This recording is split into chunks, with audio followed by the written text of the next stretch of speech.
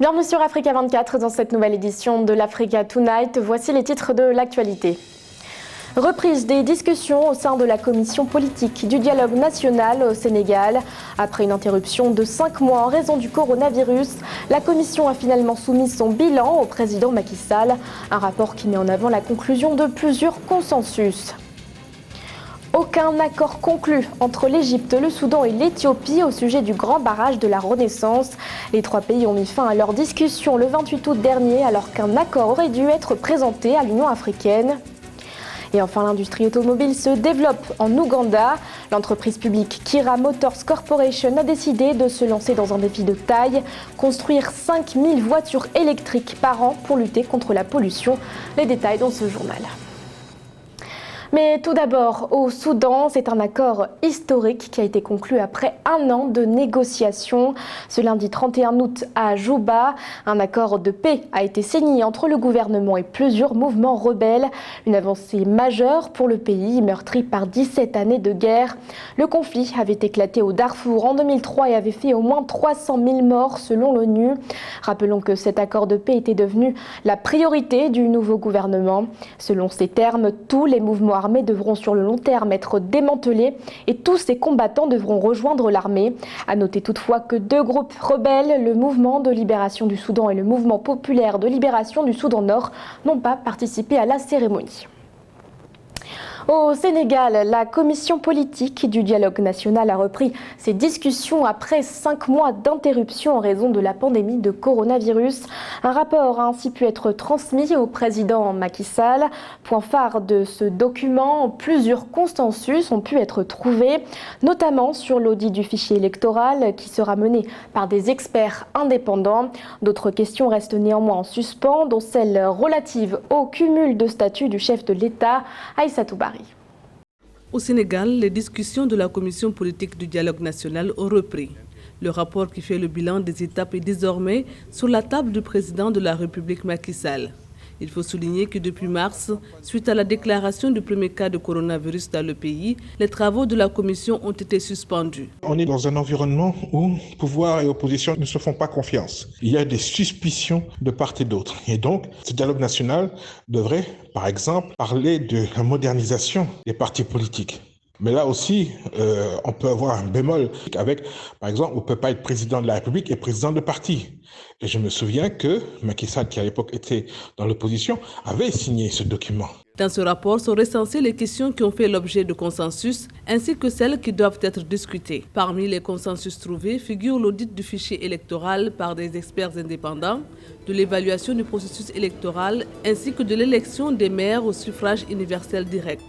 Récemment, les membres se sont aussi mis d'accord sur la suppression du parrainage pour les élections locales. Donc j'estime qu'il faut que chacun fasse un pas vers l'autre et que chacun se montre raisonnable. Et à partir de là, la politique au Sénégal avancera d'un bond. Mais on n'est pas dans une situation insurrectionnelle et la démocratie n'est pas aujourd'hui menacée. Les droits fondamentaux des Sénégalais sont respectés et donc c'est juste faire un bond qualitatif afin de renforcer les acquis démocratiques. En revanche, aucun compromis n'a été trouvé sur la question du cumul de statut de chef de l'État et de chef de parti. Plusieurs points restent à discuter, mais le chef de l'État s'engage d'ores et déjà à ce que tous les points de consensus soient appliqués. Dans l'actualité également, en Afrique du Sud, le président Cyril Ramaphosa sera finalement entendu devant la commission d'intégrité de son parti, l'African National Congress. Le chef de l'État sud-africain est cité à comparaître dans l'affaire relative aux dons de campagne. Une affaire selon laquelle le chef de l'exécutif aurait reçu un don de 36 000 $ alors qu'il se présentait à la tête de l'ANC en 2017. L'information a été délivrée ce dimanche 30 août par le secrétaire adjoint du parti, Jesse Duarte. Rappelons qu'en mars 2020, la haute cour de Pretoria avait blanchi le président Cyril Ramaphosa, accusé par la médiatrice de la République, Buziziwe Mqwebane, d'avoir menti sur le financement de sa campagne à la présidence de l'ANC. Les tensions montent d'un cran entre le Nigeria et le Ghana. Dans une déclaration publiée le 28 août dernier, le ministre nigérian de l'Information et de la Culture, Alhaji Lai Mohammed, a mis en garde les autorités ghanéennes. Déclaration dans laquelle le ministre demande au Ghana de cesser tous les actes d'hostilité envers les citoyens nigérians résidant sur son territoire. Corinne Kamzefiem. Dans une déclaration du 28 août signée du ministre de l'Information et de la Culture Alhaji Lai Mohammed, le Nigeria s'insurge contre la persistance des actes d'hostilité envers ses citoyens sur le territoire ghanéen. Une mise en garde qui intervient après que le Nigeria ait constaté la saisie de la propriété de la mission nigériane à Accra, une résidence que le gouvernement nigérian a utilisée comme locaux diplomatiques pendant presque 50 ans. L'article 2 du protocole de la CEDEAO sur la libre circulation des personnes, les droits de résidence et d'établissement en ses principes généraux dispose: les citoyens de la communauté ont le droit d'entrer, de réaliser et de s'établir sur le territoire des États membres. Dans l'esprit de cet article, les pays membres doivent abolir tous les obstacles à la libre circulation des personnes, des services et des capitaux, mais aussi à la libre résidence à l'intérieur de la communauté.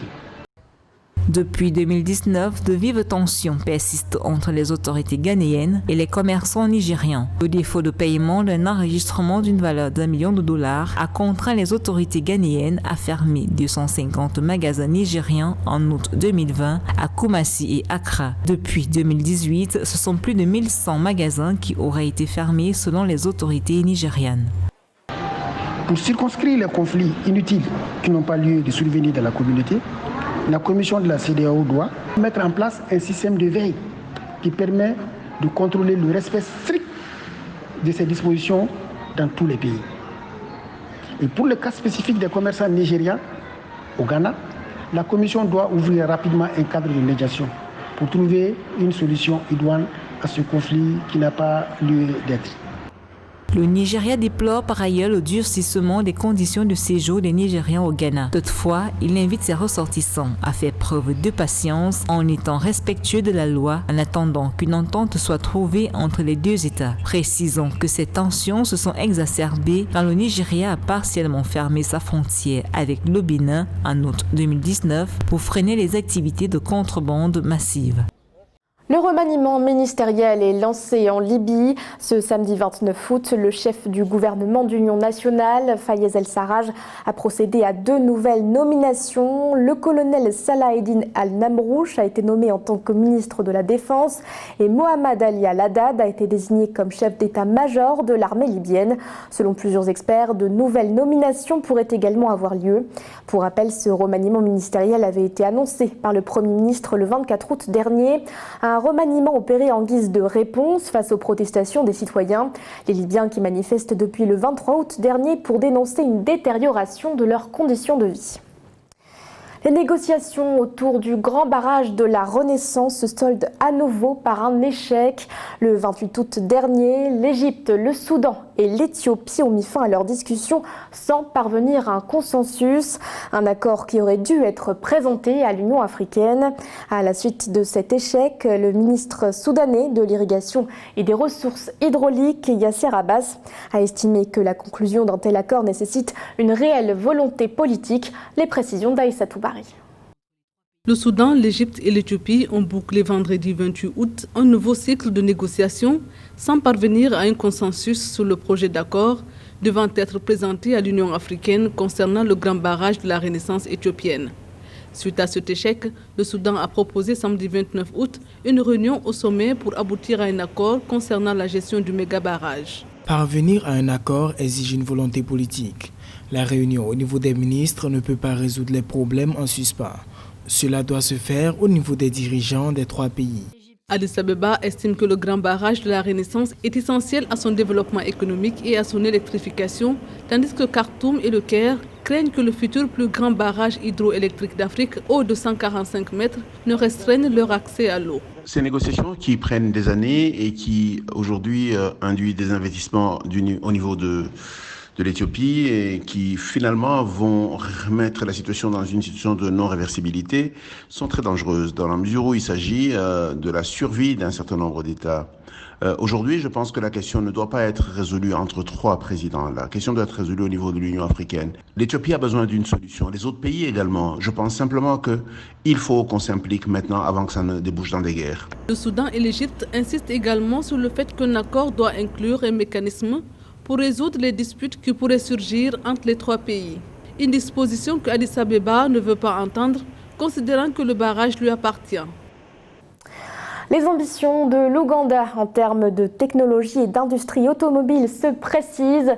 L'entreprise publique Kira Motors Corporation ambitionne de construire 5000 voitures électriques par an et ce à partir de juillet 2021. Objectif, soutenir la création d'emplois tout en luttant contre la pollution. Victoria Seji. 5000 véhicules électriques par an à partir de juillet 2021. C'est l'ambition de Kira Motors Corporation. Basée en Ouganda, la société est détenue à 96% par l'État.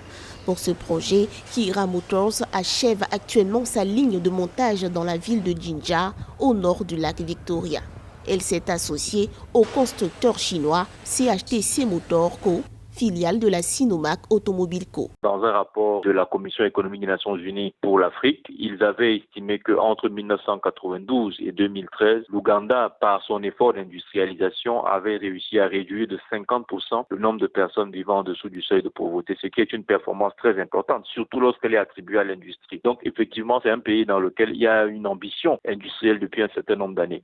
Les reproches qui sont faits à cette ambition, c'est d'abord que le type de croissance qu'elle génère est très peu inclusif. Pour ce projet gigantesque, la position géographique de Kira Motors Corporation est très stratégique. Le site d'assemblage est en phase d'achèvement dans la ville de Jinja, second pôle commercial de l'Ouganda. Elle devra investir 263 millions de dollars dans ce projet. Le constructeur ambitionne d'y fabriquer localement 90% des composants requis pour le montage de ces véhicules électriques. L'Ouganda a déjà cette expérience, comme je le disais tout à l'heure, dans l'armement. Et donc, on peut faire confiance, je pense, être optimiste quant à leur capacité aujourd'hui à basculer effectivement vers l'assemblage de véhicules automobiles. Sur le projet de Kira Motors, il y a un soutien public qui est conséquent. Il faudra simplement que ce soutien public soit maintenu pour que, à la fin du processus de production, l'on puisse commercialiser le véhicule à un prix abordable. Le développement de la technologie locale et industrielle est donc en marche en Ouganda. En 2019, Kira Motors Corporation avait déjà développé à Kampala, la capitale, la marque Kayula, pur produit ougandais, en mettant sur le marché à titre expérimental 2 autobus électriques. L'Afrique et la Chine renforcent leur coopération bilatérale. Le 18 août dernier, la province du Hunan a ouvert un centre de commerce du cacao. Si pour le moment ce centre entend commercialiser du cacao provenant principalement du Ghana, les enjeux sur le long terme sont plus importants. La Chine ambitionne en effet de bâtir un grand centre de commerce où seront commercialisés davantage de produits africains tels que la noix de cajou ou encore le café. Ameneji. À l'occasion d'un forum de coopération, la Chine a décidé d'être au cœur de l'agriculture africaine. Cette ambition sera concrétisée par la création d'une base de développement et de coopération agricole Chine-Afrique dans la ville de Changsha. Une façon pour le géant asiatique d'institutionnaliser une collaboration économique et commerciale dans le domaine de l'agriculture et particulièrement dans les technologies de production agricole. Quand les Chinois nous font une proposition comme celle-là, je suis convaincu qu'ils ont déjà fait leur calcul. Horizon 10, 15, 20, 25, 30 ans. Simplement parce que, sachant que nous ici en Afrique, nos réflexions c'est par rapport aux élections. Certains Africains n'aiment pas raisonner sur le long terme. Nous avons la possibilité de cultiver le cacao aujourd'hui. Pourquoi est-ce qu'on va continuer 60 ans après avoir réussi déjà à cultiver le cacao, à être encore la source de matières premières pour les économies industrialisées comme les économies européennes ou les économies occidentales. La mise en œuvre de ce partenariat passera par l'instauration en Chine d'un pôle cacaoyer africain en provenance du Ghana. L'objectif à long terme est de construire un grand centre de commerce et de transformation ouvert à d'autres produits agricoles africains, notamment la noix de cajou, le café, le coton ou encore le caoutchouc. Nous ne croyons pas trop à nos projets. Je ne sais pas pourquoi est-ce que la race des Africains qu'on a eue à l'accession des indépendances dans les années 60 a presque totalement disparu. Les Chinois ayant apporté le projet, j'ai bien peur que, in fine, l'Africain ne se tire pas de là avec quelque chose lui appartenant. Faites donc la proposition chinoise de dire qu'il nous faut 2 sites. Un site là-bas, dans leur ville, et un autre site ici, en Afrique. Donc, si les Chinois, par cette coopération qu'ils envisagent, parviennent à nous mettre à disposition, par exemple, des semences à haut rendement pour ce qui est essentiellement de la cacaoculture, moi je suis pour. La Chine, d'ici 2025, s'attelle à organiser une foire internationale destinée à promouvoir sa coopération avec le continent africain. L'inquiétude monte au sein de l'Organisation internationale de la migration. Dans un communiqué, l'OIM a fait part de sa préoccupation face à l'augmentation du nombre de personnes déplacées dans la province du lac Tchad. Selon l'institution onusienne, plus de 360 000 habitants de la province tchadienne ont dû fuir leur foyer en raison de la récurrence des attaques djihadistes. Les précisions d'Aïssatou Bari. Entre le 8 et le 16 août 2020, presque 12 000 personnes ont fui leur domicile dans la région du lac Tchad. Il s'agit de l'un des chiffres les plus élevés jamais enregistrés par l'Organisation internationale pour les migrations OIM sur une période aussi courte. Une situation imputable à la détérioration de la situation sécuritaire et aux inondations. C'est une tendance inquiétante car les déplacements sont devenus non seulement récurrents, mais aussi nombreux et prolongés en raison de la détérioration de la situation sécuritaire et environnementale. Le bassin du lac Tchad est confronté à une double crise sécuritaire et environnementale. Depuis 2015, la région est la cible d'attaques répétées de groupes armés non étatiques qui affectent le Cameroun, le Tchad, le Niger et le Nigeria et qui ont forcé des millions de personnes à travers les 4 pays à fuir leur foyer. Le Niger, le Cameroun, le Nigeria, le Tchad sont des États confrontés à la résurgence des conflits armés, soit en raison des attaques répétitives des groupes terroristes, soit en raison des guerres liées à des velléités sécessionnistes comme le nord anglophone du Cameroun. Ces pays resteront vulnérables encore pour longtemps si ces conflits ne sont pas éradiqués au plan humanitaire. Le drame est que les foyers humanitaires s'accroissent sur le continent africain. Le Sahel, la RDC, l'Afrique de l'Est avec la sécheresse, et que nombreuses sont les populations qui demandent l'assistance de l'Organisation internationale des migrations, bien souvent à raison de la faillite de nos systèmes étatiques, du manque d'autorité et des États quasiment impuissants de pouvoir leur apporter la protection. L'OIM estime exactement à 363 807 le nombre de personnes actuellement déplacées dans certaines parties de la province du lac Tchad. C'est plus de la moitié de la population de la province du lac qui est maintenant considérée comme déplacée selon les dernières données de l'agence onusienne. Ce journal a été réalisé par l'ensemble de la rédaction. Merci de votre fidélité. L'actualité continue sur Africa 24.